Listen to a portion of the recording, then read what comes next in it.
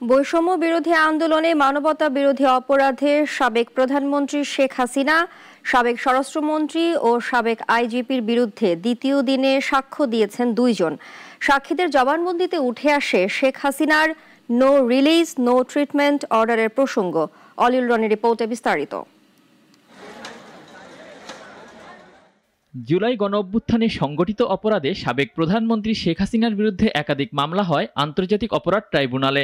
গতকাল সাক্ষী খোকনচন্দ্র বর্মণের জবানবন্দিতে শুরু হয় শেখ হাসিনা, আসাদুজ্জামান খান কামাল ও সাবেক আইজিপি চৌধুরী আবদুল্লাহ আল মামুনের আনুষ্ঠানিক বিচার প্রক্রিয়া।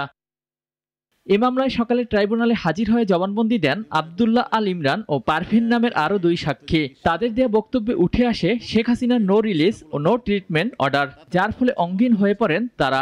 নো রিলিজ নো ট্রিটমেন্ট অর্থ হচ্ছে যে রিলিজও দেওয়া হবে না, ট্রিটমেন্টও দেওয়া হবে না, এবং ওনার পা পচে গেছে কিন্তু চিকিৎসা দেওয়া হয়নি। ওনাকে বলা হয়েছে সকাল 8টায় অপারেশনে নিয়ে যাওয়া হয়নি।